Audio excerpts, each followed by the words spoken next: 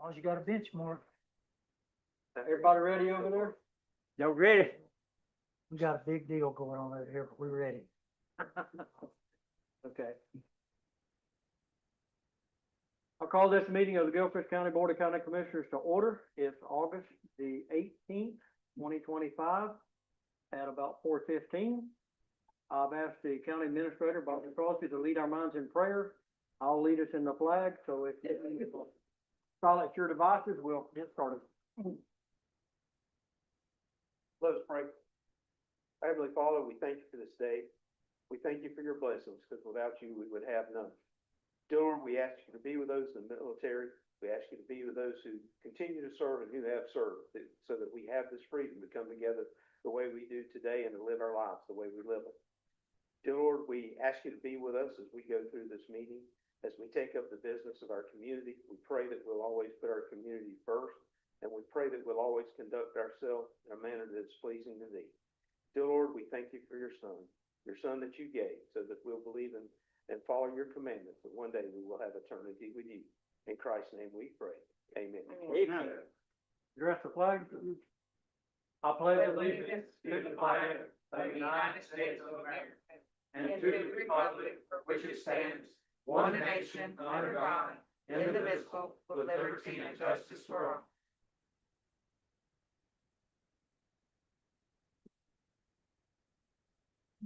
Thank you, Bobby. Everyone had a chance to look at the consent agenda? Move to approve the consent agenda. Thank you. May I explain one thing, please? Okay, May have been a thing. I got a motion in a second, go ahead. Okay, may have been the same thing Mr. Nicholas wishes to bring up. Yeah, under TDC and the tourist development, you're gonna see under Mr. Lars Anderson, the request is for 8,000. It doesn't require us to go out for sealed bids, but it does normally require us to call around and get quotes. This is a project of the, TDC. You know, they've done the Gilchrist Blueway. Now they want to do a Gilchrist Blueway trail calendar not to exceed 15,000 with that coming out. Mr. Anderson helped us with that particular Gilchrist Blueway. He did a great job. He's very knowledgeable of Gilchrist County. So we're not going to just ask you to waive our normal quote process or bid process for Mr. Anderson based on his current history and interaction with these type of projects with the Tourist Development Council. Okay, I kind of got out of order. I should have did the agenda and then the consent agenda, but while we on the consent agenda, and I had a motion in a second. I have a comment. Okay. Go ahead. On the, 8-4 BOCC regular minutes, item number 12. I think we need clarity on, Mr. Newton asked the board to go, to bid for a loan for the road department, explaining the benefits and reminding the board that going to bid does require them to actually take the loan. I think, didn't it? It does not require them to take the loan if you go to bid. Check that out, Mr. Newton, if you don't mind. It's under the clerk report. That is correct. We do need to make that correction. It does not require It them. does not. Okay. That's all I have. With the noted changes. Okay, I have a motion in a second. And I do want to compliment on, the TDC request. I serve on that board, and what they're putting together is a monthly map of events and stuff. I think it's a fantastic idea. I certainly support it. You'll have to, it'll be a 12-month calendar that you look at, and if you want to come see manatees in Gilchrist County, it'll show you not only the time of year to come, but the place, the location where you most likely see them. If you want to see the kites, the migratory birds, you can see them at this place. It'll identify a lot of stuff. And if you come in October, November, it'll tell you kind of what's going on in the county that time of year. I think it's a real plus to what we're already trying to do. It's real good. So I support it. Yeah. Anybody got anything else? Okay, I have a motion and a second to approve the consent agenda with the changes. Is there any discussion? All in favor say aye. Aye. All opposed, same sign. Motion passed. Now I'll back up, and is there any agenda changes? I have none. No, Mr. Chairman. None. Okay. Hearing none, I have a motion to approve the agenda as presented. So moved. Second. We have a motion by, Commissioner Sharon Langford and a second by Commissioner Smith to approve the agenda as presented. Any discussion? Hearing none, all in favor say aye. Aye. All opposed, same sign. Motion passed. Okay, we've already did the consent agenda. Is there any, we just did public participation. Now's the time, if anybody would like to address the board, you'll have an opportunity for public participation right now. And you'll have another opportunity at the end of the meeting before we adjourn. Anybody like to address the board at this time? Okay. Any constitutional officers? Don't see any. We'll go into the county administrator then. Yes, sir. My agenda starts today in item number 6, community development. At our last meeting and several meetings, we've discussed, putting in place a policy and a procedure to allow for, accessory structures to be built that cost less than $5,000. Worked with Mr. Brandon and, Mr. Stockman, and we've also worked with Mr. Lane. The one that was sent to you earlier has changed. You should have been given a new one. Do you have that in front of you? Can you tell us what's changed from that one, the one that I was sure sent? can. It's a pretty easy change. The one you had the other day, if you go down to section 18-1, which is permits, you had C for labor cost. And as you went through, the labor would be calculated at 30% of the material cost. But what we had an issue with is, in some cases, people having material costs, not having material costs. What if they already had the material? Okay. So we kept debating that over the weekend. So what we came up with, I sent Brandon an email on Friday, and I don't know if I gave him homework or he came up with it for the weekend. But what we came up with, if you look on the back, there's what they call the International Code of Council, okay, for pricing. This is priced by square foot. And what it is that includes material and labor. So no one's even got to have a material cost when they come in. They don't have to have a labor cost. And the way this works is the utility at the very bottom, you're going to see 2 highlighted. If you go all the way to the right, and that's under utility miscellaneous, if you come in and want to build a building and close it in, we would use $66.20 per square foot. If it's an open building, you're not closing it in, basically half that, $33.10. This changes each February, so this gets updated. So if material prices go down, that goes down. Material prices go up, this would go up. So we'd pull a new one each February. But the people could come in, give you the size of the building, you just use this number. One other thing we don't have in here that we would like to do is we would like to ask for an application. Now, we're not issuing a permit. It's just an application at no charge. Doesn't cost people anything. Come in, they'll fill out the application, just give us some information like parcel number, address, where it's going to be. We'll put that in the system under the parcel number.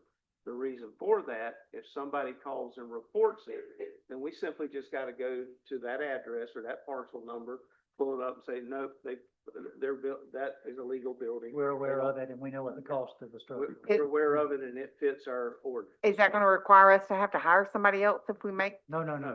so, This- is this following this sheet, is this state guidelines, is this what the state statute says? What does the state statute say? Without how we should do the 5,000? Does it say we have to go by a sheet, or what does it say? The state, FBC is based on the ICC, so they're almost identical with a minor changes here and there. But yes, the Florida Building Code utilizes that same worksheet for, price spacing, the cost of permitting or whatever. So like if you're saying you come in and you're building a 3,000 square foot home, the permitting cost will be based off of that worksheet. And that's what they're doing, your cost of, that's their cost of construction. Brandon, is that what Columbia County does? Is that how they? Yeah, that would be, should be every county. Okay. Should be any permitting software, anything should be following. That is a standard formula for, So is this what other counties use for the $5,000 I structure? can't speak that they Okay, do, they're supposed to. That's what it's supposed to be based upon is the, now whether they're following that in practice, I can't tell you. What we talking about, Brandon, was If you wanted to build a lean-to to put your boat in, Mm-hmm. and it cost less than $5,000, you wouldn't have to have a permit, inspection, engineering, wind calculations, Correct, none of that. You wouldn't even need a permit. correct. I went up to Columbia County again this morning and I talked to Troy, today and some of his employees. And basically, I have a copy of their ordinance. What they do is if I got ready to build my lean-to, work my boat under, and I went out and bought the materials and did it myself, or if I hired somebody, they don't charge a permitting, they don't charge an application, you just go do it. If you come along as the building inspector and you see my project, you certainly have the right to stop and ask me what's going on, and they ask them to keep up with their receipts. And if you determine it's over $5,000, then you get involved and I have to come get a permit and all that. If it's under $5,000, there's just nothing said, you just go do it. The only reason that they stop and question somebody most of the time is if somebody calls code enforcement and say, hey, this guy's building a $20,000 barn out there, you need to come do something. Yeah, I think would that would say, be- working for Columbia yeah. County, they do things a little bit different. That'd be good. So, section, 109.2 of the Florida Building Code is where you're talking about, and that's the authority for a building official to make basically a determination of cost. So that determination of cost is supposed to be made upon that worksheet. But what about, he said, show your receipts, because they make them keep up That, with the for receipts. Columbia County, is it legal? I don't know, Florida Building Code, so that's. They don't make you show the receipt, they would make you sign maybe a statement saying that it didn't cost over $5,000, but they encourage you to keep up your receipts so you can prove on it and all. But there's no labor charge whatsoever. It's kind of like a farmer don't charge labor, he just works from daylight to dark. Ah. Well, You know what I'm talking about, okay? but see, here, And if you got Yeah, a contractor, I you can't have to make say- it anyway. whether other places do it correctly or not, but in researching the correct way to do it, this was the correct way to do it. Now, that's, cause you got chapter 553 Florida statute, you got the Florida Building Code. So this is what, if you wanna follow the statutory requirements of Florida Building Code, this is the way to do it. Now, if there's some other way to do it, I don't know, like I said, I work for Columbia County, I know, how they did things or do things. I'm not saying it's right or wrong or indifferent, but, when we researched it, pulled all the statutory data, the Florida Building Code section, everything, that's what this was based on. You're talking about using this information for costing and documenting cost. Right, for making sure, because here's the last thing you want, oh, well, you did so-and-so this way, why aren't you doing these things? Yeah. Do they require an application? Columbia County? No. No, No, No. so if you go in there and let's just say you're building, and theirs aren't limited to accessory structures, theirs are limited to any construction. So they don't differentiate like what we're proposing or what y'all are saying, well, this was for like minor accessory structures or add-ons and lean-tos and all that. Theirs can be anything. So if you're remodeling a garage into a room per se, you're spending less than $5,000, then, you can do that without a permit. The difference here is you're talking about, building a shed or a barn or pole barn or a lean-to or something like that.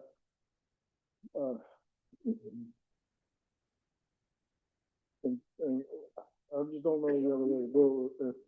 I'm not gonna say Columbia County's doing it wrong, but I cannot get up here and recommend that and know whether that would even meet statutory requirements.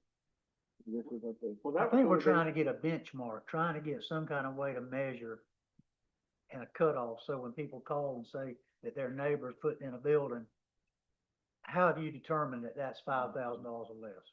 Yeah, and I And could, that's why the application came in, that they could put that in and their those register numbers are pretty, and base it on that formula that he just Yeah. gave you. so if you had a pole barn, let's say, that you were, building,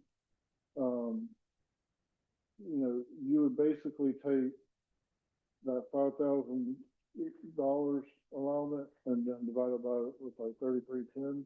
I can't remember what that is off the top of my head, but, 150. and that would give you the square footage maximum that you're allowed to build on a pole barn, unclosed space. Now, if you had a enclosed space, I can tell you, you know, it's not very much. $5,000 only gives you about 75 square foot. And I just built a 100 square foot screen room, no walls, with the frame roof and the screen, and that was $3,000. So if I had put walls on that, I can tell you it would have been well over $5,000. Well, now this here says, this is gonna be one of my questions. It says, any construction, addition, alteration, or repairs to an accessory structure. So that wouldn't include a house? If I wanted to put a little screen porch up for my mom, I couldn't do that? That does not include a house, nothing that would consider to be So attached. state statute says you can't do that? Not attached to No, your no, home. we can make it say anything you want. I can. I wanna know what state statute says. State statute says you can make that exemption for commercial, residential, accessory, any permitting. That's- Do what state statute says, in my book. Now, Brandon, correct me if I'm wrong, and you tell me. Unless some- you're in in a some special cases- flood hazard area. Right. unless you're But in just- some cases, that's if you federal. give this, even this 5,000, if it's got to do with dwelling, life safety, then it still requires to be permitted. Is that correct or no? I'm asking. No, Yeah. but like Public County does, it doesn't matter if it's commercial, residential, or anything. If it is less than 5,000, no matter if it's plumbing, electrical, building, HVAC, or whatever, if it's less than 5,000, it does not need a permit. And that's what state statute says. That's what Florida building. Florida code. The Building Florida code. building code, then let's just go by Florida building code instead of making it more complicated. But then the Florida building code again goes back to that chart for price. Yeah. Yeah, go back to the chart and the building code. And the recommendation is to have an application. It might be online or something somebody could fill out. Would there be any fee? Yeah, it would be a Okay. determination is what it'd be. It'd be some kind of, you know, permit determination thing where they could go online and fill it out and say, hey, yeah, you're exempt from permitting. Yeah, I could see that being an advantage for our staff, knowing that, okay, in this area of the county, we've got an application for these structures. And if it looks like it's gonna be 10,000 square foot, well, something's not quite right here. Yeah. But if it looks like it's just, a 10 by 10, then, 150 square foot lean-to, okay, yeah. that's exempt, yeah. What would be the consequences if you fail to file for an application? I mean, they would probably just make you have to go back and fill it out and make sure you were exempt, you know, at that point, because we can have that set up in the system to automatically, we have a square footage figure, we have a variable, and we just run the numbers and say, okay, yeah, you're exempt, but then you're not. But, you know, they would automatically know, because once you calculate it all out, they're gonna be able to look at it and measure it and say, okay, well, this is 250 square foot. We know you're not building a 250 square foot pole barn or, you know, accessory structure for, less than $5,000, you know. It might be a little bit more difficult if it was, well, I say, I'll have to look and see if that does cover like mechanical and stuff, but it would cover any building permit. Yeah, but you're proposing is way easier, less burdensome on somebody like Mr. Anderson that came in last time. He just fills out a simple application. It's on record. He goes about his business. If something ever comes up, then staff can say, this is what we have on file. If it looks like it's a lot bigger than that, I could see where somebody might spend 10,000 on something. And at some point, staff's gotta be able to say, is this reasonable or not? And you get into, our folks are trying to get around the state building code. And most people won't do that, but some would. Yeah. If people are gonna build without a permit on something like that, they're gonna do it regardless. exactly. Yeah. So, I mean, a question, so we're gonna have to hire somebody, like, is somebody gonna go check up on this, or is it No, something, no, we're and not? that's one of the reasons, no. Okay. I mean, the Alright. reason you're doing this, you're doing it on the honor system, really is what you're doing. But the purpose for the application really is so we don't have to go check on it. What if, if we get 5 people start reporting them, if we got an application on file, we look and say, yeah, we know they're doing it, this is it, no, they're fine, they don't need a permit. Or somebody says, If no, we it, don't it have looks an like it's application- bigger than that, then we'll send somebody out If there. we don't have then if we don't have an application, yeah, we gotta put somebody in a vehicle, we gotta go out there, we gotta find all that, so. And it's gonna be very difficult to police this to begin with. I think the board all recognizes that. Yeah. And all this was just a recommendation by staff, that if you had a record with an application that didn't cost them anything, at least you would know when the phone started ringing and the neighbors were complaining about something being built, and they don't see a building permit out there, that we know what's going on. That was the only, We're not gonna go, Oh, into the application does not result in any inspections or anything Right, like that. right. It's just simply informational that we can fill in file. And Yeah. you can eliminate it if you want to. That was just a recommendation by staff that thought it would make it easier to keep track of what was going on out there. Because Probably would it's be gonna be easier. hard to keep up Yeah, with it'll be anyway. easier probably to have it on, just a form online you fill out. So, let me give you an example. You've got a mobile home, some guy gives you some tin and some lumber, you wanna add a little front porch on there. If you don't attach it to your trailer, you could do it, but if you attach it to your trailer, you couldn't do it? Well, if I understand what the board has passed tonight, that y'all want this to apply not just to accessory structures, but to any permit? Yep. Any building permit? Yep. And that would have to be, I wanna do what Columbia County's doing, they love it, they said it works great. Well, for then them. let's do it They have then. no issues, it solves a lot of their problems. They don't have as many permit requests, but they don't have to go do, That's right. every little project out there somebody's building a lean-to, they don't have to deal with it, they just let him build it and keep going. And that's what it's, I keep calling it Florida statutes, but that's what the code says too, or the whatever. Florida building The code has Florida building 5,000 code, they allow that, so. We probably better go back and research it because I got a little better understanding more now of what you want, because everything that we've talked about up till now has pretty much been accessory structures. Based on that initial Based on- complaint Okay, was raised. bring it back to us, bring it back. Well, no, but I think what we need to do is we need to go back and we need to look at the code and we need to look so that we can bring back a more accurate document but we got a better idea of what you want to do now. So we'll go back and work on this. The good thing is by having this, got a little different, better direction. So we'll work on this and bring it back. Thank you. But it sounds like what y'all were wanting to be very minor changes, like I said, saying like accessory structures, it would be just structures. Whatever that building code says. That's right. Yeah, and I'm looking at that Florida Building Code, 102.2.5 Mm-hmm, is the section with the $5,000 limit. correct. I would encourage you to talk to Tony if you wanna talk to Tony Cruz up at Columbia County. That's And what- like I said, I don't mind talking to Tony and I don't even know Tony, but I want to make sure we're doing what his code says. sure, I do too. We wanna do it right. We got a problem by the law, we gotta do it right. Bobby, the other suggestion maybe is talking to some contractors and just getting their perspective on, they may have some a different angle on some of this, and it'd be good to get their side of it as well. Yeah, and the ordinance would not change as far as like, what you're talking about is a procedural thing, and that's kind of left up to the building official.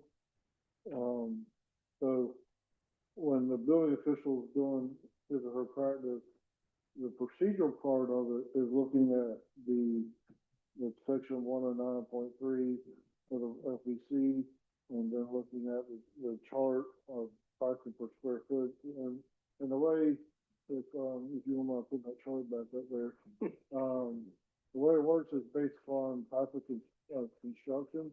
So they have a dollar figure based upon the type of construction, but generally like a single family dwelling, you'll see there's a column up there at the very top, a little green column. Yeah, see, that's the different types of construction. Your general construction, which would be like your standard home or a shed or a pole barn, is gonna fall under that category 5B. Which is typically, not the lowest, but one of the lower two numbers in the amount of square footage cost. And then if you go down, and, it has a section there, like, It has residential, 1 and 2 family. yeah, so if you looked at it, so we can all agree that, type, 5B, the average cost of construction per square foot is 169.09. Yeah. I mean, that's pretty close to what I see every day when they talk about, I mean, it might fluctuate if you have a home that has granite countertops, elaborate, So is that included labor too, or that's construction? materials and labor, yeah. Materials and labor. So, I mean, it's pretty accurate, so we would know, like, if somebody's doing addition to a home, Yeah. that's pretty close if you're gonna close in a garage, or if you're gonna add on a screen room, like a sunroom or something that's enclosed, or heated and cooled. And then, of course, the utilities, anything unclosed, $33.10 square foot, man, that's pretty cheap. That's, you're getting pretty good materials and labor at that point. Well, my goal is to, for one thing, to reduce the workload, simply because Mr. Cruz told me, he was spending a lot of time, a lot of resources on going out, stopping people from building their lean-tos, when he could have been inspecting houses and commercial property and stuff like that. So he took that minor stuff off and takes care of his major stuff. He also told me that, unless somebody calls for code enforcement, he says, I usually just don't bother the people. It's an honor system, like Bobby says. Yeah. You keep up with your seats and you say it's not going. The people I'm trying to help is like Mr. Anderson came before the board last time. He's out there trying to build a lean-to for his boat. 8 months later, he still don't have it done. Yeah. And the cost is gonna be way more than what it's worth, because he can't even find an engineer to do it. If he does find one, he's gonna have to pay him severely. And then he does all that and finally gets to build his lean-to. He's got $1,000 project, and now it's a $3,000 project. Yeah. I understand completely, so we'll, if it pleases the board, I imagine this won't change too much, but basically we'll take the accessory part out of it and, bring it back,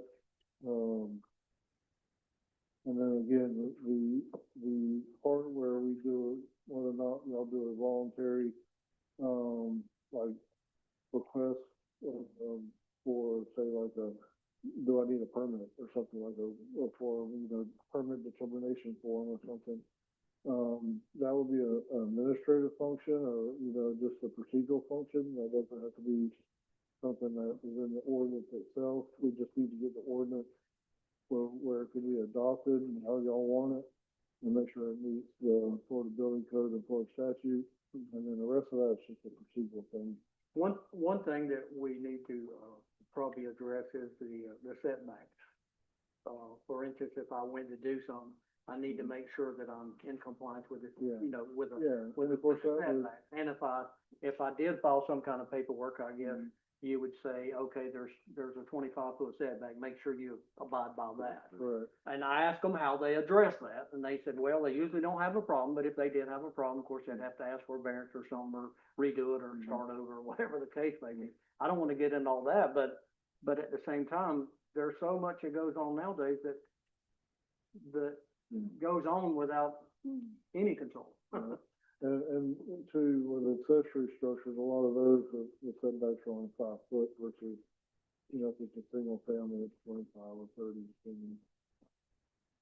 So, yeah, that's something that we can, maybe have on the form, setback, or how far from the, north, or how far from the west property line, how far from that way they have.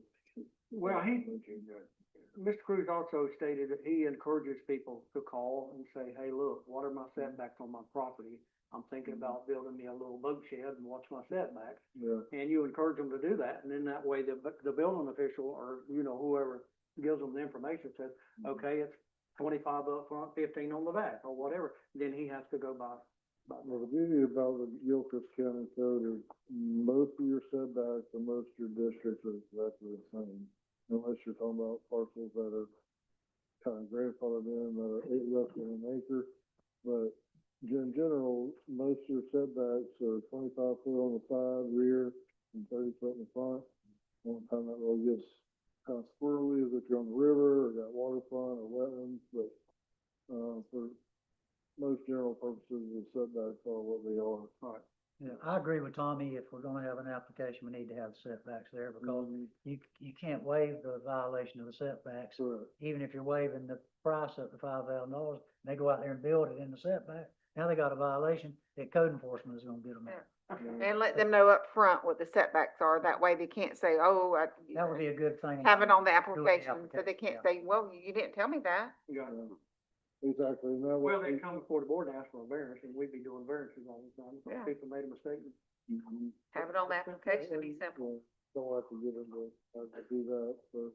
Yeah, I mean, it would be something easy where, you can request, them to either get a site sketch or just put the setbacks, the structures on each property line, and, I mean, that way, when you let them know if they're exempt or not, you can let them know that, hey, your setbacks are A, B, and C. So you're gonna do some more research and bring it back to another Yeah. draft? We'll do that. Yes, sir. I may be speaking out of turn or something, but I'd like to see this board enforce what the state says we got to, and any additionals that the county puts on people, I'd like to see them gone. They got enough to do with keeping the state happy, much less us. Yeah. But anything we got on the book, additional, what the state has, some stuff, I'd like to see it gone. The less regulations, the happier I'll be. Yeah, the only difference between what the state regulates and, what we proposed and what's before you is that it only applies to accessory structure, so we just would have to revise it and make it apply to any construction, whether it be commercial, residential, or, well, I'm not sure that we can apply it to commercial just because your code says that any additions to commercial, they have to go through site development plan approval.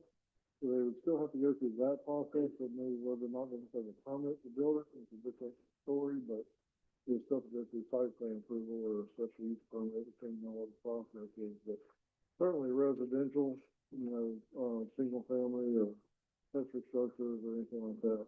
And the other thing is your flood areas and your sensitive areas, you Yeah. can't really. Yeah, and that's supersede federal that. law, that's federal. Okay, sounds good. Sounds good, thank you. Thank you, Brandon. Thank you. The next item is item number 7 under general, ag extension. There's actually 2 sheets here. Caitlin, will you go down to the second one first? I want to look at the second sheet first. If you'll remember, we received a grant for $1 million to help build the ag extension, and just due to some costs and what needed to be done, we originally approved option 3, which put the county's responsibility at $197,630. That was the original approval. That's what they're currently working on as we speak. If you go to the next page, this is a revise of what was option 1 and what was option 2. Yes. So if we go to option 1, which gives you the 3,450 square foot storage area, we have a cost, total cost of $1,612,573.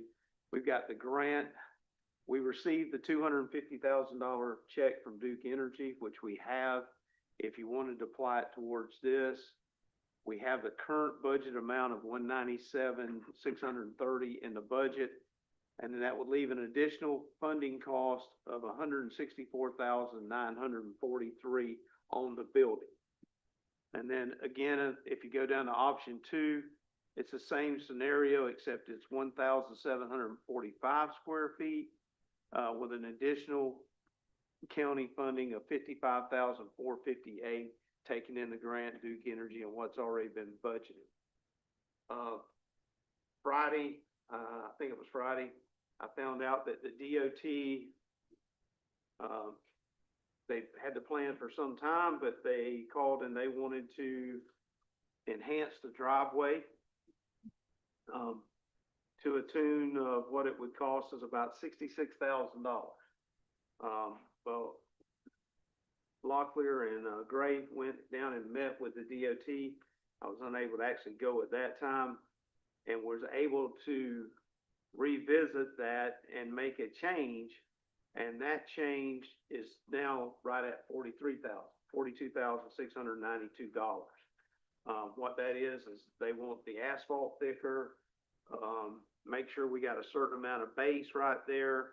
And, we were kind of thinking to start with that we were gonna be able to just pave on from where we were and continue on with that. But that is not the way that worked out. So if you go back to option one and you add in the DOT difference number, now the additional funding is $207,635. I'll repeat that if you want, $207,635. If you go to option number two, which is the additional 1,745 storage area, that then would put it at 98,150. 98,150, and I just rounded them up. So, for the total number. So this is where we're at, whether we want to do the additions, whether we want to do option one or option two. I do want to say this about this building. As we know, it's been well needed for what they've been working in. This is a 40-year building, probably at least, that'll benefit a lot of our community. And at this one time, other than maintenance as we go along and all, it'd be this one-time cost. So I just wanted to mention that, if you would, just take that into consideration as you're trying to think of, which option you would prefer or like to go with. We do need to try to make a decision on what those options are. We need to get stuff ordered, because I don't want the construction crew have to leave and have to return, because then we got additional fees if they pull out and come back. So I'd like to get this done, whatever we do while they're there, for that sake. So at that point, Bobby, can you talk about the different size areas? And so they would be storage area / feeding. but you could use it, I mean, it's basically, its primary is gonna be storage, but you could use it for meetings. I mean,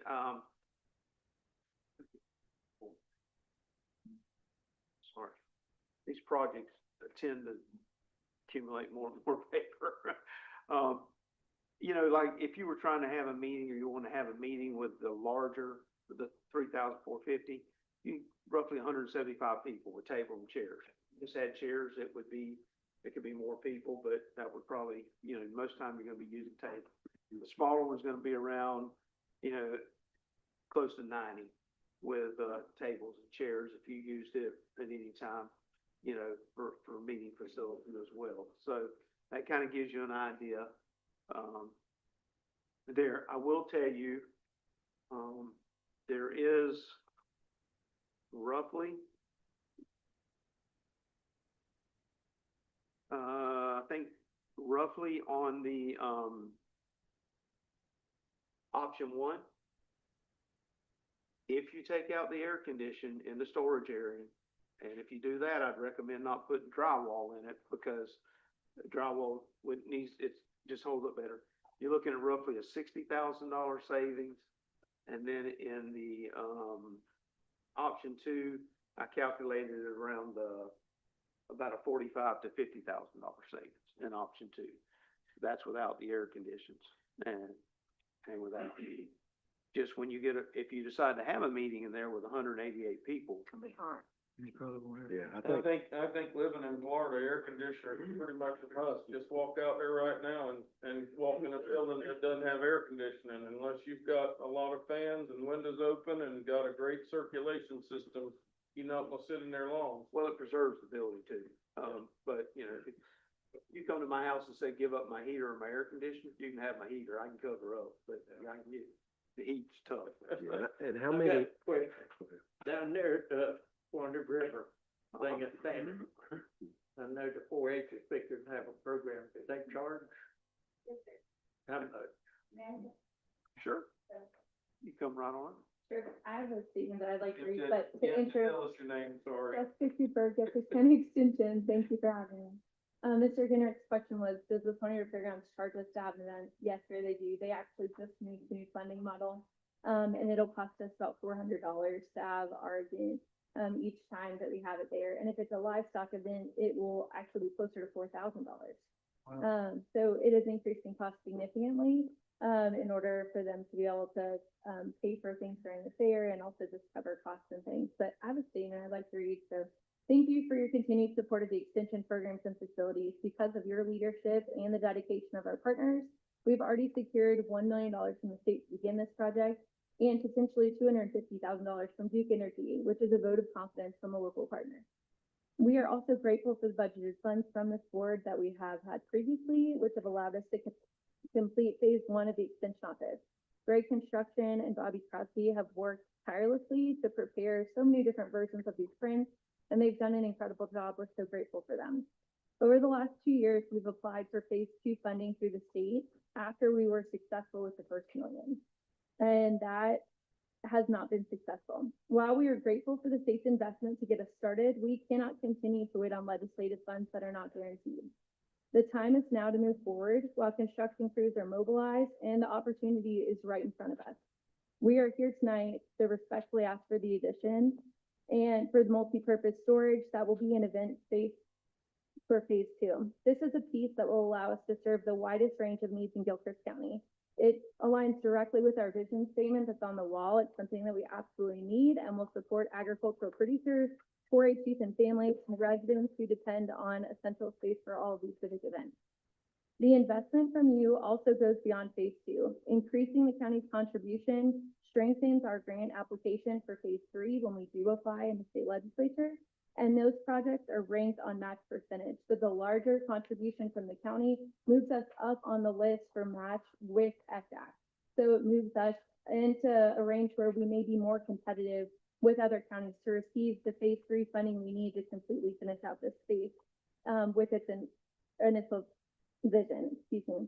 That means that your investment positions us to secure the final funding that we need to finish the facility, including restrooms, a classroom, and a kitchen eventually, and that would be within 3 years.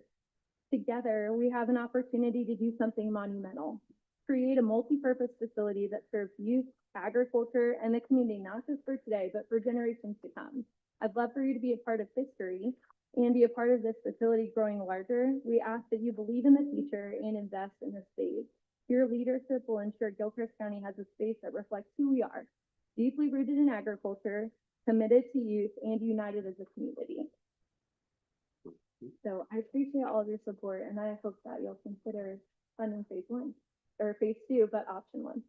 So Jessica, if the board supported the, I don't know, bigger or smaller, would they be big enough to hold the 4-H banquet? Yes, sir. It would be large enough to hold all of our 4-H events to where we wouldn't have to utilize additional facilities and pay rentals. It would also allow us, once that space is finished out, to offer statewide meetings there, which would increase revenue for our department and be able to help support ourselves in that way by hosting some DAX meetings and potential state other meetings. The other thing that I'd like you to consider is I know that you're talking about chip and seal and some of these other projects being $100,000 a mile. For 2 miles, less than 2 miles of project, you could be a part of this huge facility that will serve all of the residents of Gilchrist County, not just the people who live on 1 or 2 dirt roads. There's 50 people that travel that road every day. We serve 25,000 people a year in and out of our department and throughout the state of Florida, just Gilchrist County Extension. So we have a huge stepping point and a huge coverage area, and we would love to be able to provide more for people. We've been extremely creative with using our budget, and we've continuously been able to be good stewards of that money and give money back to the general fund, and we hope that you'll consider using some of that fund balance to support the project. What other events? I mean, FFA can have competitive events as well, Absolutely. but farmer meetings, what other kind of So things? The annual Farm Bureau meeting generally has about 350 members. If we were able to build the extension on this space and be able to provide event space eventually, that will be able to house that meeting. Our annual watermelon meeting, that's a regional meeting, we would be able to host that, and it currently is hosted at the fairgrounds in January. It's very cold down there. but it would help to move it closer and be part of our county. It would also prevent our producers from having to drive really long distances to get to some other statewide trainings, on pesticide and herbicide management. We could potentially host some of the emergency management meetings and other, meetings for organizations throughout our community, like CFEC, when they host their annual meeting, they utilize the fairgrounds. They may be able to use our space. And because of where we're uniquely situated between Bell and Trenton in the central part of the county, we're able to really provide the best service to residents, but also utilize the ag complex right next door. So we'll have all of that space that's under roof utilized for different events and trade shows and things that would work in great unison with our new building. I had one question,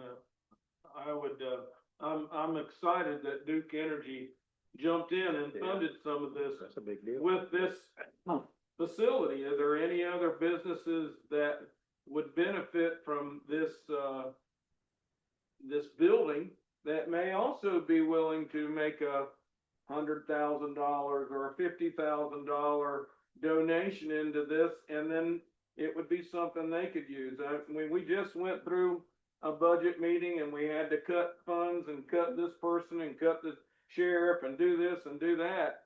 I was just wondering, I mean, I would love to go for option one if I saw some other businesses saying they could put some money forth also, I would can help us appreciate out that. tremendously. Is that something y'all have ever looked into? Yes, sir. We have a strong advisory committee of almost 30, and we have really been trying to shake the bushes and figure out, what would be some of the best courses for funding. What we've decided as a group is, generally people want to see exactly what they funded, whether it's light switches or the front porch and rocking chairs. They are most likely to invest in that final phase when we're looking at finishes for the building, whether that be landscaping or whether that be rocking chairs for the front porch or tables and chairs, because they'll be able to see those dollars at work. Right now, we really need the initial investment of the county in order to get more of the match funds potential with the state, but also be able to have a space for them to pour those additional funds into. Because if we have your confidence, we know that we'll have theirs as well. And they're more likely to see that finish line of their investment of working with the project. Also, I would say that time is of the essence. We need to be able to secure these funds so that way we can move forward while the construction crews are still out there. And if we continue to look into additional funding resources, those crews will no longer be mobilized. They will have to come back to the facility, and that will be a large additional cost. We're looking to save the county money by moving forward now, so that way we don't have to mobilize additional crews in the future, for an expansion time at a later date. Do you intend to charge a rental fee like everybody else does? Yes, sir. We've talked about it some, but what I would like is input from the commission, but also from our advisory committee. I know for outside user groups outside of the county, we would absolutely charge for the facility. Alaska County has a similar facility, not quite as functional as what ours is. It's more of a finished facility that they use for more professional meetings and things, but they do charge an external cost. Levy County has utilized their facility. It's much smaller for meetings than they have a cost. The fairgrounds does. So I think it's just the cost of doing business and to turn the lights on and everything else. But for in-county residents, we would like for that cost to be affordable, because the intent for this space is that it's used, that it's very functional, that it's multi-purpose, and that it can serve our community, because that's what our department is here to do. Would you consider $400 for the Swanee River Pavilion to be reasonable? I think it's pretty expensive. Okay, I'm Yes. just asking. Absolutely.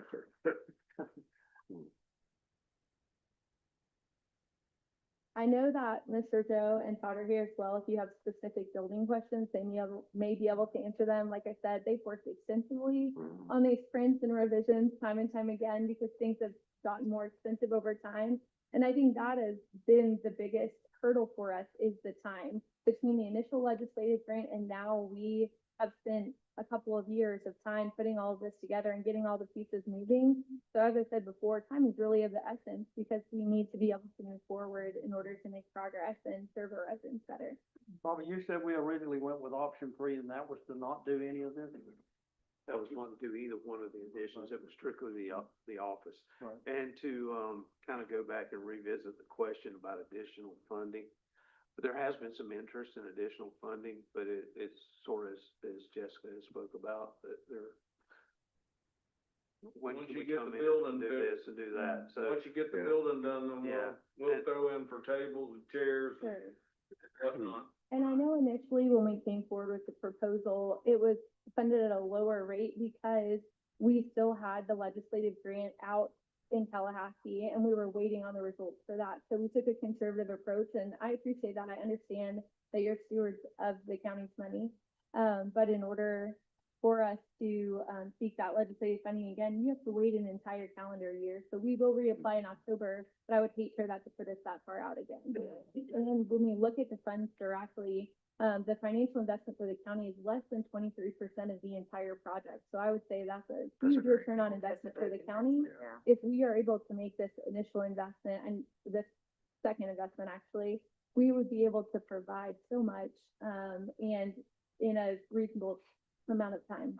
So the option two, the smaller storage area, meeting space would allow us to have events like you mentioned earlier. They would be much smaller events, yes, sir.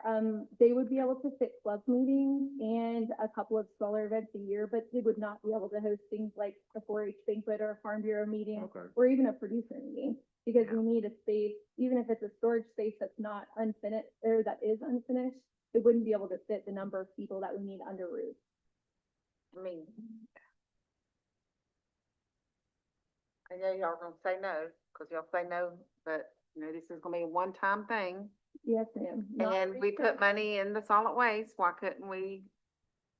I'm gonna get probably That's actually. denied again, That's but, actually what Mr. Newton and I had already to talked get it about. out of fund balance, but I'll probably get, We can I reallocate. would agree. probably get, Agree. My recommendation would be to, once again, reallocate funds from the solid waste project into this project.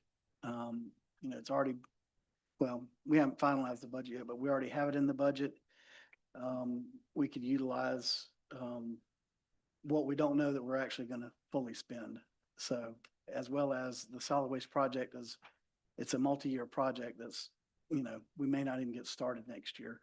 So, you know, that would be my recommendation if the board chooses to move forward, is to reallocate the funds from the solid waste project into this project. The option one project, is that what you're saying? And that's not- Whichever option the board chooses to okay. go with. That's not 164 now, it's 207. Yeah. but we need to keep in mind, we don't want to, you know, take it out of, you know, solid waste and build a facility, you know, not to build a facility that we, you know, we need to build something that's gonna last us and something that's gonna be, Yeah, and we'll definitely put it back in solid waste, and also by next year, we'll have a better number for solid waste. We have quite a bit budget in there, we may not even, Could come we down. may not need all of that, we may need a little more, but we're pretty strong in there right now, I would think. Yeah. based on- I would be supportive of option one. option one, because we are talking about a 40 or 50-year project. You're talking about a meeting facility that we don't have currently, for our young people, our farmers. It's not something we're gonna do in the next 10 years or 20 years. It's a long-term project that's gonna touch thousands of people.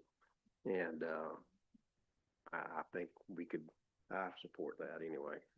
And we're talking about just kind of transferring it out of solid waste and doing the project and then putting it back, or? Capital projects. Oh, okay. But you just.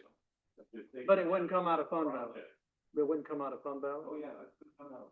That's where, not solid waste. is Well, it's coming out. already done. But it's already. Yeah, the funds are already, you know, it's already in. It's not additionally out of. Okay. Out of the capital project fund. Okay, Yes. Still have fund balance, just move it from one to the other. okay. Okay. Sorry. I'm at a great for building bigger building, so we could have the function to the step on that. Yeah. It's a one-time deal, let's Let's do option one. go all the way and do option one and take the money out of the solid waste, budget and let's get this thing done, get her done. capital improvement. Capital improvement. Three take oh it out. one. Yeah, so I'll make a motion. Are we ready for that? Well, yes, Make a sir, we're motion very ready. to, The vote more than the motion. approve, option one and, the bigger storage meeting facility for the new extension facility. Second. Have a motion for Commissioner Smith and a second for Commissioner, Martin, that we, approve the request. It's not a total of 164 anymore. It would be 207,635. Is that correct, Bobby? Yes, sir. So that's what the motion's for, Yes, sir. to transfer it out of capital improvements and fund the project. And there's possibility as we get things built to get some more support from, Yeah, Yes, sir. there is. It would be nice if some, There is, and those funds can go in general to offset for next year, put back in capital improvements next year. We'll leave Richard in charge of where to put it, how to put it, where to move it. But what that? You don't need to know anything. We just move the money. Is there any more discussion? Hearing none, all in favor say aye. Aye. All opposed, same sign. We have time certain. Thank you very much. thank you, Jessica. Thank you. We have 5 o'clock time Real certain. quick, if I may, I know you need to go to the time certain, but I would like to thank Locklear, Josh here from Locklear, we got Joe and, Todd's over here from Gray. We've passed a lot of emails and a lot of papers around, and, we've really, I will tell you, we've all scratched our head a lot and beat our head against the wall, but to keep working on these numbers. I mean, simply on the DOT, we went from a number on Friday to a number today that's roughly $20,000 less. So, with a lot of help from everyone. So I want to thank them for all their additional help. That comes at the same cost of the project, so it doesn't pay any extra for all of that. So thank y'all. Yeah, we appreciate it very much, very much. Do we have an estimated time of, move in? We appreciate all your work, Mr. Gray. Yeah. Todd Gray, Gray Construction. I'll keep it real brief. I do think it'd be good from time to time for us to come give y'all updates. Anytime I start a project and I don't see a lot of activity, I get nervous myself. And, I figure y'all are getting questions. So as commissioners, I want y'all to have those answers. So anytime we do a metal building, we're waiting on a factory to produce that metal building. And then you add in the mix of some of these changes that we've been trying to, which way is it gonna go and the funding and that sort of thing. So we've had some challenges, but that slab poured, that building, I believe, is due in about 60 days. 16th, all right. Oh, wow. So the metal building's coming on the 16th of September. And so you'll then again see another phase of activity, but we're really, once that building shows up, it's gonna be marching right along. So we're not ignoring it. We're not, waiting for the next guy just to show up. There's a reason, there's a process to doing these things. And so that's kind of where we're at. Just to be sure, that is the office building. What you just approved today will have to be ordered. It won't be. Yeah, there's another order to get the next part of this, Yeah. but, and just to remind y'all, when this job did, and I don't have the numbers, we were low. I sure didn't want to drive by a job right down the road from my house and my community that I care about. So we did this thing really tight. We wanted to do it. And, it was over budget, even though we did it really tight, because I know these funding constraints that y'all have. Just wanted to, we kept working it. I think we did 4 or 5 different passes at trying to eliminate some things to get in budget.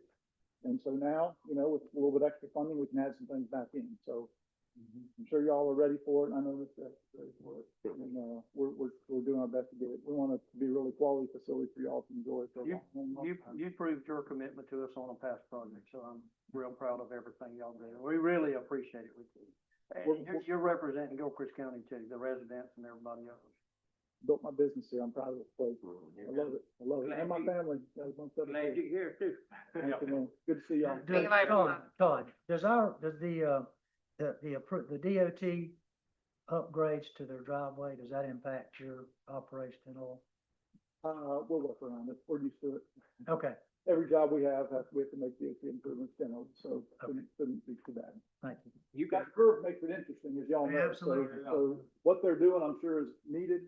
And I think when it's all done, the improvements will be great. It's just, It won't We're interfere coming- with you though, you'll go no, around it. we'll be able to work around that. So you come and keep us updated. All right, I will. All right. If that ain't wrong, I think, funding for this thing, trying to get funding from the state started about 20 years ago. Yeah. Yeah. Yeah. Yeah, with $1 million, I know everybody probably knows this, but, Commissioner Simpson, Senator Bradley, Representative Clemens, a lot of people worked to get us where we're at. And, it's gonna be a big deal to get it finished. Yep. They been good to us. Yes. they Okay, have. we had a time certain at 5 o'clock, ordinance 2025-08 and LDC 2025-02. Good evening, Chair, members of the board. I'm Brandon Stowe with North Florida Professional Services, here to serve as the, contact the staff. The item before you this evening is LDC 2025-02. It's a text amendment to the Land Development Code to, basically reflect some, make sure we have some conformity between the RV temporary use permits and the accessory dwelling unit, structures that we, recently changed, and make sure we have perfect clarification. Y'all heard this as the P and Z on August 4th meeting, and then as first reading as the Board of County Commissioners on August 4th. And this will be second and final reading of ordinance number 2025-08. If it pleases the board, I'll read the ordinance by title only. Ordinance number 2025-08, an ordinance of Gilchrist County, Florida, amending ordinance number 93-01, the Gilchrist County Land Development Code as amended, relating to an amendment to the text of the Gilchrist County Land Development Code pursuant to an application LDC 2025-02 by the Gilchrist County Board of County Commissioners, recommending the Board of County Commissioners of Gilchrist County amending section 7.25.03 entitled Temporary RV Use Permit, providing for severability, repealing all ordinances in conflict, and providing for an effective date. This is the second and final reading of ordinance 2025-08. Again, this is just make some clarifications to the temporary RV permits to make sure we just reference back to the accessory use structures, clarify and make sure everybody understood that. Yes, you can have a temporary RV permit and have an accessory structure in accordance with the guidelines in section 7.01. Any questions? Okay, what's the pleasure of the board on ordinance 2025-08? Vote to approve. You have a motion, Commissioner Thompson. Second. I have a second. I got a second from Commissioner Sharon Langford to approve ordinance 2025-08. Any discussion? Hearing none, all in favor say aye. Public comment. Oh, that's all. Any public comment? Okay, I see none. Any more discussion? Hearing none, all in favor say aye. Aye. All opposed, same sign. Thank you, Joe. Thank you, Brandon. Thank you. Thank you, Brandon.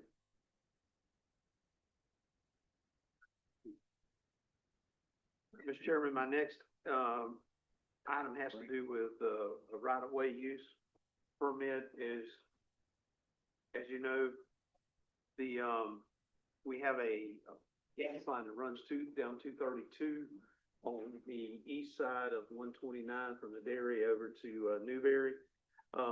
This expires in September of this year. Quick Creek, actually, who has obtained this, gas line, has came to us and they want to renew the, right-of-way in the agreement. So the agreement started off at $12,000 a year with a 1.5% adjustment increase each year. My recommendation is to, we'll just let Mr. Lane, provide a, newer contract or an amendment, however he would like to do it. But where we will start at, our current billing this year is $15,688.09. So that'll be our starting point with adding 1.5% each year for the next 20 years. If the board is agreeing to that. And this is time sensitive for us to get this done. So it will be, if the board does approve this and agree with that, maybe go ahead and approve that, Mr. Lane can execute the contract and complete the contract so that we can go ahead and, get this done due to the time. Complete the contract, not execute the contract. Complete it. So it's just a renewal and renegotiation? Well, it was a 20-year contract, and it's Okay. gonna expire September the 18th or something like that. I believe that's right, yeah. And they became aware of that and contacted us. And Wesley, he was on it as well out of Richard's office, and he had written them a letter and said, you owe us for this next year, 15,688.09, and we got concerned. We want to make sure that you wanted to renew it. And number two, we want to know the term, which Bobby's recommended 20 years is what it was before. And those essentially were the two things that we needed with the new people. This, is Quick Read. Quick Creek, we gotta verify they don't operate under a different name than Quick Creek. This gas goes to Florida Rock in Newberry is where it goes. Mhm. But we're not quite sure. That's who sent over the correspondence was Quick Read. So those are the issues. Bobby, if you look on page 3, number 7, it says, the fee for use of the right of way shall be as following. Initial fee to be paid as a condition of issuance of this permit is $10,000. Thereafter, an annual fee of, $12,000 is due. And I think it's got a 1.5% increase or something like that on it. It does. It has an escalator clause in So there. is that the contract where you're renewing? You're saying 15,000 is due this month? That's what they got Yeah, it built they'll up be to. paying that this month. The increase is building up there. Up to the 15,000, right, and then Okay. next year Next year will will be be- 1.5% more, next year More, 1. okay.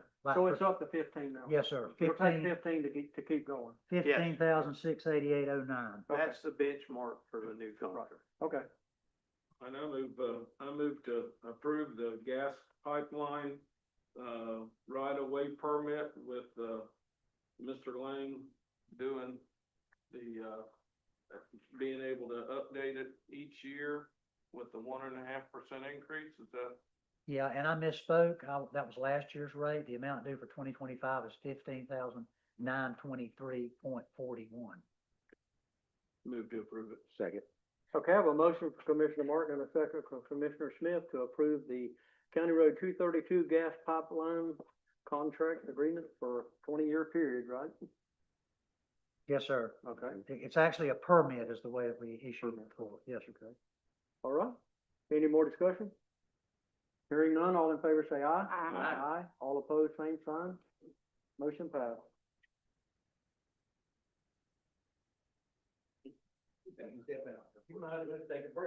We can if y'all need to. Yep.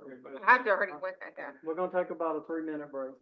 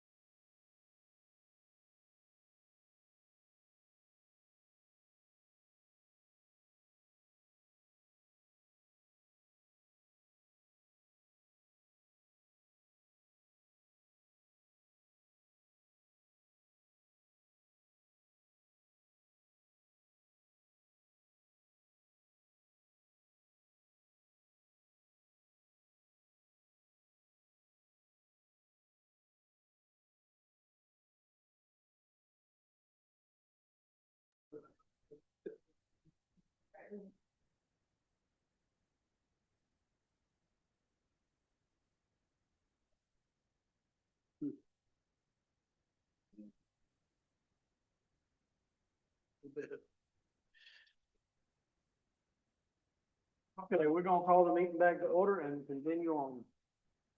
Hart Springs. Yes, the next item I have is the new campground. We've been talking about building at Hart Springs for some time. We have a drawing and we've still got some work to do, to let you know about, but wanted to kind of show you where we're at. This right here is the road that would come in by the store and come in by the spring. And this is the primitive camping area. So we have 10 sites here. You got 1, 2, 3, 4, yeah, I think 5. What, 1, 2, 3, 4, 5. And then you got 1, 2, 3, 4, 5. Where's the run at from here? Ma'am, You see Like the green, the. Right, green okay. is the run is over here. Yeah. Yeah, the store would be about down here where the clock is, to give you an idea. So your spring's gonna be over in this area. It actually moved the campus spots back further than what we regularly Yeah. anticipated. Well, we had to go up a little bit, and I'll tell you why, the other way back down. You see this area is here? Wetland. We were working in here to start with, but this area here, we can't impede it in any kind of way, so we had to stay away from it, so we had to get a little more creative. This is kind of close to the boardwalk then, right? Yes, ma'am, you got one entrance to the boardwalk over here, and you got the other entrance down here. Oh, so it's further that way, so it's, okay, wow, so it's, Yeah, so these here are pull in, if you come in that dirt road, Yeah. you can just you can turn and pull in and stop, and then you can come out when you get ready to leave and drive out. These you're gonna have to back in.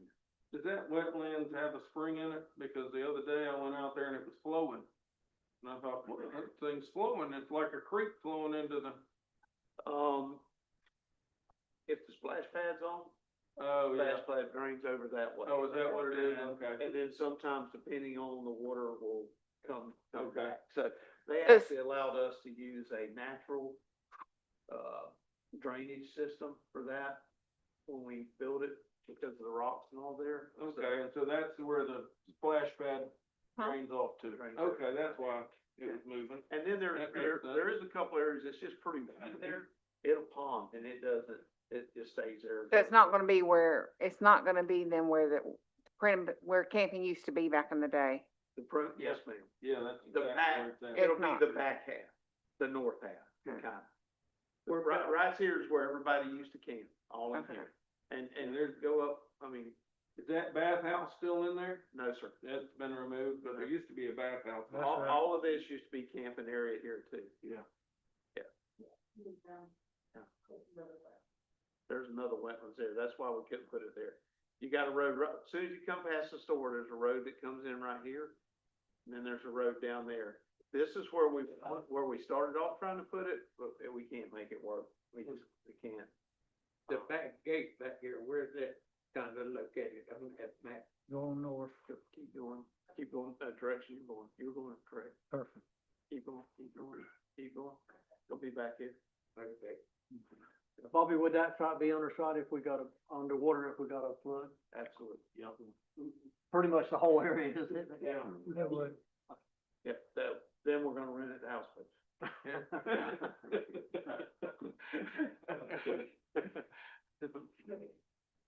Go ahead and do anything you like. This is meant for. Tori, North Florida Professional Services. So like Bobby said, we've been through several iterations of this. We had an on-site with Water Management District who is allowing us to, we get to determine, we have a visual on-site for what the wetlands are based on the top of those depressions, which is what you see. From a Water Management District standpoint, you guys there's a 25-foot buffer that stays outside of that. And then from a county standpoint, it becomes 35. So that's that outer green line that you see on each of those is the buffer area, the required buffer area. So that's what that is. And we're staying out of those. We're infringing upon it a little bit down here where they get started, but they don't pay us to the all the keep going. That, right there, if you see where that green wetland lines are there, you guys already have a road there. So we're going to state that. Bobby went out and drove it and we tried to shrink the footprint a little bit, tried to stay out of it. You guys are already impeding on some of the wetland areas now, so we're gonna use that as our base, so we're using that road. We did try originally to try to get all pull through. It won't work. It puts us too far into that wetland and the mitigation required and everything else would become even more cost prohibitive. So, we can get 5 pull-throughs and 5 back-ends, but, in that area, being constrained by, being constrained by that wetland and that other wetland. That's really the only space we have. We might possibly have some other back-ends in there or something if you guys wanted to, but, the goal was 10, so we've done the best we can to get 10 in there. Are these gonna be able to be built so that if we do have just minor flooding, we're not gonna have to come back in and redo everything? So you're not gonna be able to bring in a bunch of fill Right. into this area. No, I figured they'll. So whatever whatever you guys are used to now. I mean, obviously we'll have a pad and some other things, but you can't do a lot of fill. Yeah, I understand that. I meant, I mean, Like yes, electrical. most people, when they live by the river, they put their electrical up higher, they put their, they we have to haven't be done- built that if we have a minor flood, that we're not gonna have to completely rebuild the whole thing again. That's what I was wondering. And we I'm have talking to- about electrical and. Well, I'm plumbing and all assuming when we that. get to that part, yes, they will be, the electrical panels and all of that will have to be built above the flood. We also had to eliminate a lot of the, pavement and, we need a very small footprint or you guys are gonna have to come up with a lot more area to do compenstation and stormwater treatment and, the district understands what you're trying to do and why you're trying to do it and the economic impact it's gonna have for you guys, which is, what we want to keep stressing. But you have to be careful about the type of materials, the height of the materials and everything else you're putting in out there. I've got a feeling that if we had never moved the campground originally, we wouldn't have had to mitigate all this. If it had stayed remaining like it always was, Yeah. You Maybe. abandoned it, now But they're you making you did. do but we it. did, but we moved up on the hill because Yep. that used to be covered with, Right, and you can still see, Yeah. if you look in the background, I'm not certain if those are railroad ties or what those are, but all of those little squares that you guys see in that area and that come on down, that's what those are. They're your former primitive camping Sure. spot. is the, However- is the dump station still there by the by the restrooms that were torn down? I don't believe so. Okay, there was a dump station there too, On the survey. and that was the bathhouse that Bill was speaking of. That's Right, when they. So some of that you guys have left in place and you can see it in the background and we did point that out to the district too. Hey, this is what used to happen here, but we have to be cautious of the amount of fill we're bringing in, Yeah, the amount of impervious surface we're bringing in. And obviously your camper wants the pad for his RV site. Right. So maybe the road, we give up a little bit on the road portion so that the pad site's stable, but, we're not giving them a paved road that's raised and some other stuff, so, you're completely in the flood in that area. how many primitive sites can you have there, Tori? Did you have before? I'm not certain, I don't know. It doesn't impact anything. Cause they're all dirt, there's no, like, when you look at those, it looks like, I don't know how they were set up before, but I'm gonna say it's either railroad ties or some kind of delineation on the outside, but the inside of those are all dirt. They did realize that you guys are already impacting the wetlands.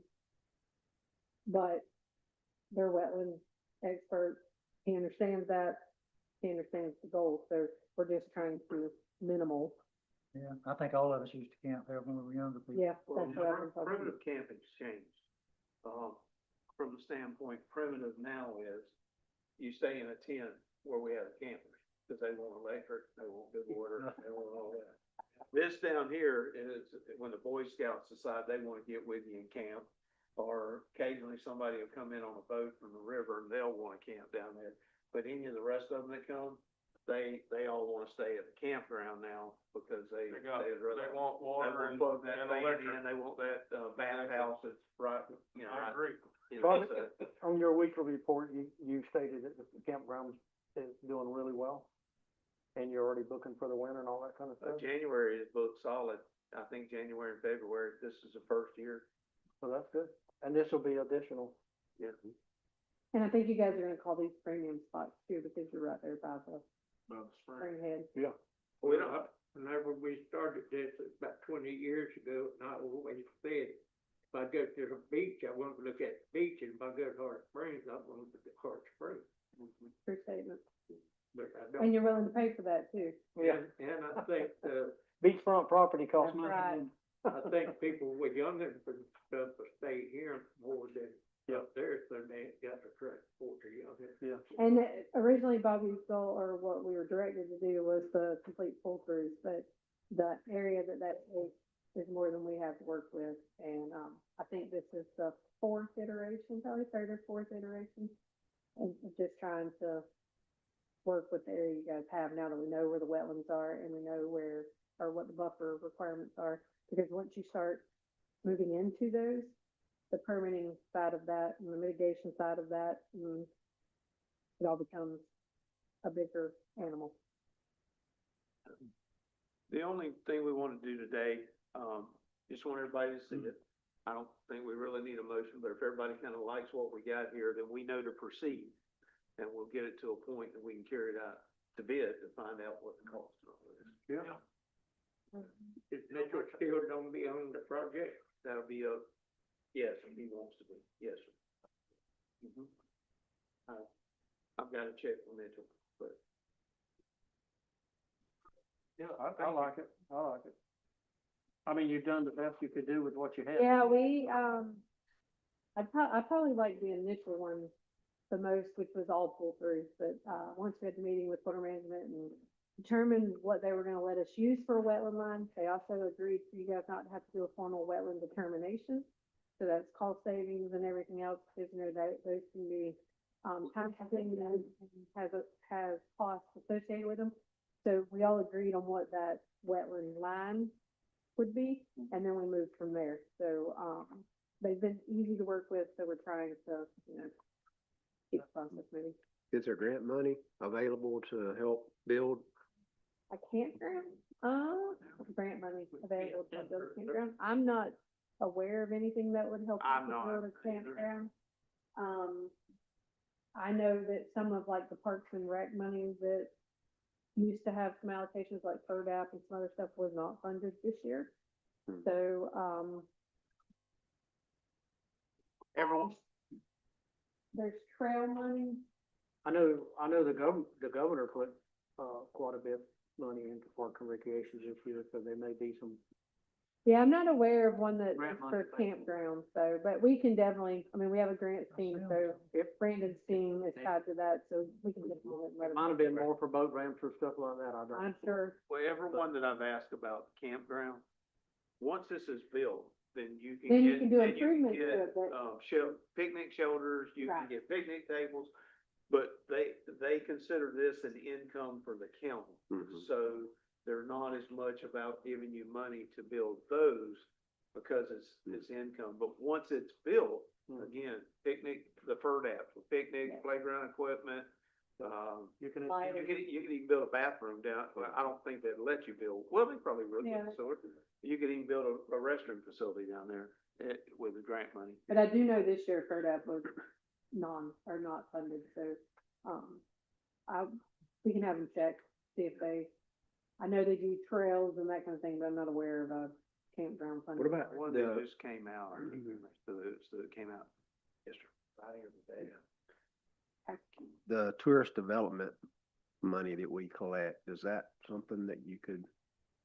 I know we have a budget and there's things that they're planning on doing, I think that can only be used for advertisement. certain things. Promote tourism. Well, Correct, I don't think it can be, what you gotta be careful of though, even if you could build a campground here, then that means any campground that gets ready to build some sites, you gotta help fund those too. Yeah. You can't just fund the for campground. some reason, I don't think that TV or bed tax can do, I think they can only do advertisement and the promotion. They've added some infrastructure in it, but it has to be an infrastructure that benefits your entire county or draws people here to use your campground. So if you build a ball field that brought people here to stay in your campground, Yep. they'll let you do that. Build a kind of sports stuff. stadium. Yeah, Gotcha. but it has to benefit the entire network. Yeah. Thank you, guys. Thank you. Thank you, appreciate it. That's our question before. That's all I have unless you But I have get any different questions. Okay, Mr. Duke? Yes, sir. I only have one thing, Mr. Chairman. It's resolution number 2025-20. It's a resolution by the Gilchrist County Board of County Commissioners requesting the Florida Department of Environmental Protection and the Swanee River Water Management District to reduce permit fees for fiscal year 2025 through 2026. That's reading by title only. Each year when I present this, you have to meet one of two criteria, but Gilchrist County always is able to meet both criteria in that the per capita taxable value is less than the statewide average for the current fiscal year, and also the percentage of assessed property value that is exempt from ad valorem taxes is higher than the statewide average for the current fiscal year. If you look at the attachment that I put on this thing, it's attachment A. It demonstrates it more fully what I'm speaking of. I don't know why these populations are always different, but this is the population estimates by the ad valorem data book 2024 put out by DOR, and also by the Florida Estimates of Population booklet that's put out for 2024 BEBR. They say that Gilchrist County has as of April the 1st, 2025, which was the latest, most recent report that they had available for the counties and cities in Florida. They said we had 18,691 people. It says that our per capita taxable value average throughout the county, the amount of taxes that can be levied on, $70,215, whereas the statewide average is almost double that, $140,653. The percentage of assessed value that's exempt from taxation in Gilchrist County, almost a quarter, 24.01% is totally exempt from taxation in Gilchrist County. Statewide average is only 16.51%. Then I think your municipalities are far higher than that. Like Bell, I think, is almost 50% that's exempt from taxation in the municipal boundaries of the town of Bell. But we meet both of those criteria based upon the standard. And what that does, they have a chart with all the different fees for the different types of permits. This right here allows you to get away with a fee not to exceed $100, and that's per statute if you meet one of those two criteria, and we actually meet both of them. Okay, so you need a motion to pass the resolution? I do, yes. Have you approved? Second. Okay, I have a motion from Commissioner, Thomas and a second from Commissioner Smith that we approve resolution, 2025-20. Any more discussion? Hearing none, all in favor say aye. Aye. Aye. All opposed, same sign. Thank you. Motion passes. That's all you got, That's all I got. Unless you have questions, Tommy. Mr. Clerk? Thank you, Mr. Chair. First item is, need to get approval for holidays for the 2026 calendar year. We have received the Chief Justice's holiday schedule. You'll see attached. As typical, Gilchrist County usually adopts the Eighth Circuit holiday schedule with the exception of the Jewish holidays. And in the last number of years, the board has actually added an optional floating holiday. So I'm requesting the board approve next year's holiday schedule if you so choose, with the addition of the floating holiday. Okay. Call it the court calendar. Yes, sir. To approve the 8th Judicial Circuit calendar for 2026 with the floating day. Is that needs to be mentioned, that there's a floating day in there? Yes, sir. And I Yom guess, Kippur. do you want to Okay, delete the other two? yeah. Okay, do I have a second? Second. Have a motion for Commissioner Martin and a second for Commissioner Thomas that we approve the 8th judicial court calendar with the, floating day and, the exceptions added.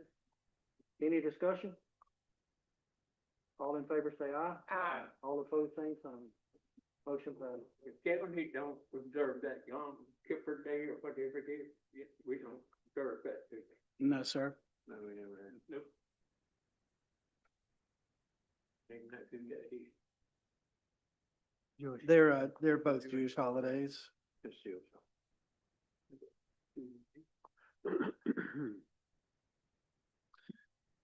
Okay, the next item, we've received, from the Gilchrist County Tax Collector, a number of items that have to be approved every year. First item is just for your notification. We did have one, county-owned certificate issued.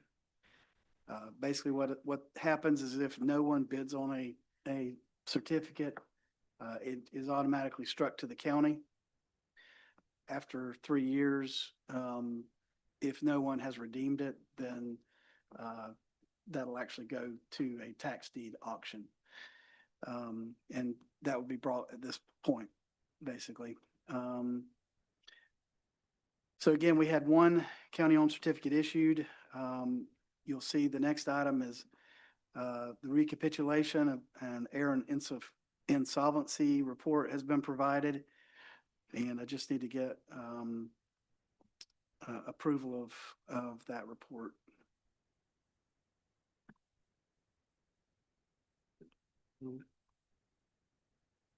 Okay, do I have a motion? Yeah, motion to approve. Second. Okay, I have a motion from Commissioner Smith and a second from, Commissioner Sharon Langford to approve, DR 505 recapitulation of errors and insolvencies for the 2024 tax roll. Any discussion? Hearing none, all in favor say aye. Aye. All opposed, same sign. Motion passes.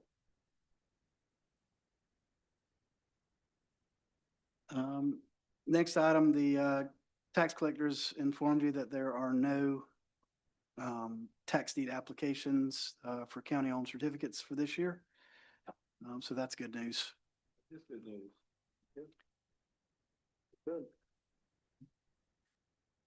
Final item, last meeting, the board allowed us to go out to bid for the $400,000 loan for the road department.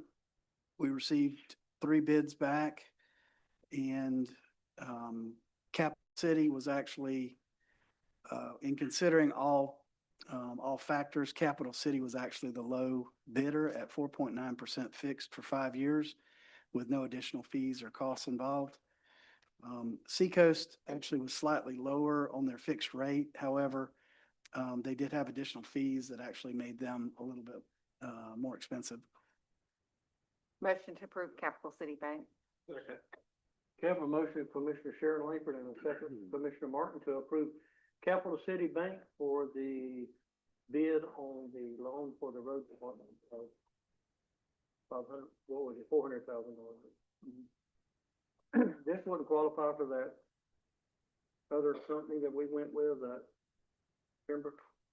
I want to say the Sheriff Association, but I don't know. Yeah, so it doesn't really qualify just because of the amount. I don't think that for such a low amount that it would make sense. But I'm just asking. I usually do try to keep them in mind. But for this one, it didn't really Okay, meet the qualifications. okay. Any more discussion? Hearing none, all in favor say aye. Aye. All opposed, same sign. Motion passes. Mr. Chair, we'd also, Mr. Lang, in the past, you've actually done the notes, I believe, for Capital City. Is that correct? I think I have done 1 or 2 for Capital City in the past. Normally, it's Drummond that I was doing the notes for customarily. Okay. They have their own, they use an outfit out of Tallahassee. They probably want to do this, but I'll be happy to if they want me to do it. Do we want to just contact them and find out first, or do you want us to? Offer that? I just advise them that we accepted their bid. Okay. And will the note be forthcoming for us to review? Okay, very good. And if they say, well, how about have Lang do it, then that's a whole different deal. That'll work. Okay, anything else on the agenda? And that concludes my report, Mr. Chair. We'll, go to the commissioner reports. Commissioner Langford, I don't have anything. Commissioner Smith? I was gonna mention, I was planning on going to the state Florida Association of County annual policy meeting. It's in Gainesville this time, September, I think it's 17th and 18th. And some of us are on those committees that, like we had recommended some things that be considered for legislative priority last year, and we'd be part of that process again. The other thing I was gonna mention, just road department, and we've had some of this discussion. An example of how challenging it is I think they're doing a good job, what they're doing. I rode, quite a few grades Saturday and went up to the Moore grade, Thomas grade, all through there, and those roads were in pretty good shape, Saturday. And then there came a big rain Saturday night. And then it causes, and that happens all over the county. And that just shows the challenge they've got you've got a good road, and then the next thing you know, you've got to have a lot of attention. And so, and then they're trying to trim roads and rip roads and mow and do all the other things they do. So I think we've got good employees like we do in other departments, and appreciate what they're doing and what everybody else is doing. I'm seeing a lot of limbs trimmed too, and that's been good. Yeah, I rode, Emerald Farms, and I had a complaint in there, and they did a great job grading it. Of course, the Thomas grade we all heard about, and then, up on the Stricklands, we got them took care of, and then out there, the 80th over there, they were out there grading it today. Like I tell people, the roads are good. I rode Dixie Highway Saturday, and, it was still holding up really, really good. I was surprised how good it held up with all the rain we had. Of course, they were out there grading it today also, so, I'm well pleased with most everything that's going on there. It's just people's got to understand, as long as you have good weather and you got some moisture, you can grade and you can keep the roads in good shape. But when you have a 2.5 inch rain, it upsets the apple cart and you have to start over. I mean, it's kind of like I told somebody the other day. Okay, they graded the road. We get a 2.5 inch rain. How soon do you expect that grader to be back out there? In other words, the road just got messed up again. They graded it yesterday. It got messed up today. How soon do you expect the grader to be out there? Give me a number. 4 days, 5 days, a week? I mean, we've got 300 miles now, or 350, whatever. Everybody's road is brought back to where it was, okay? So how soon do you expect the grader to be out there? And of course, their answer is, well, I'd like to have it fixed the next day. Well, you can't fix 350 miles in one day. Somebody else. Right. So that's what I try to, we do try to, go to the worst areas. Bobby mentioned the 12 miles a while ago, the troublesome roads. We do try to, and I know the road department tries to go to the troubled areas and the places that they get, and they do that a lot on Friday. Nathan used to call it rat killing day, but they go put out fires and, go to address the calls that he got. So, yeah, them rains can mess up a lot, but I'm not complaining about the rain. We need the water. Go ahead, Mr. Martin, or King, either one. I went to the Swanee River Water Task Force in Valdosta this week. They had another minor spill. It was, again, they have spent, I think the number was $168 million in improvement. They put a new water plant in. They put backup generators in on every lift station. They have done an exceptional job of really getting it good. The problem is they got 12 inches of rain in a day. And when you get 12 inches of rain in a day, he says our system is not designed to handle 12 to 17 inches of rain a day. They have had a few people that have just said they have a line out, runs through a man's field, and they went out there and the man had dug a hole and busted the pipe so we could drain this field into their drainage system. And, so they've run across a few things like that. They are experiencing tremendous growth in Valdosta, and they're trying to expand their system to also handle the growth that they're coming in with manufacturing and other things. They've got, he said, we've got Walmart dairies coming in, and I said, a dairy? What are y'all doing with a dairy? He said, no, it's a Walmart product dairy, where they're building a warehouse and Walmart will be handling all their dairy products through the building. It's not really a dairy like we think. You think we got problems? Put a dairy in the middle of Valdosta. So very, very informative. I think they're really doing a good job trying to control their problems. They get embarrassed when they have a spill, and they get embarrassed enough that they're trying to do something. They just applied for another $60 million grant to continue doing what they're doing. So I just want everybody to know they're trying their best. They do want clean water. They do not want the problems they get, but they just, you know, when you have 12, 13 inches of rain in a day, their system just is not ready to handle that yet, but they are continually trying to take their problems and fix them. So I was very pleased when I left. Commissioner Tom? I ain't got nothing. I ain't got nothing. They have started on 138 doing the culverts, bunch of culverts they're putting in. But, they turned one of them loaders over the other day, Bobby, hear about, how did they get it back up? Probably another loader, or just lift it back up. That thing looked It was like a already turtle being bent. turned over. We come by there and it was on its side. But, anyway, excited about that, getting started on that. I know it'll be good for the neighborhood. I don't really have anything else. Anybody got anything else? Public participation? Okay. I'm actually this year.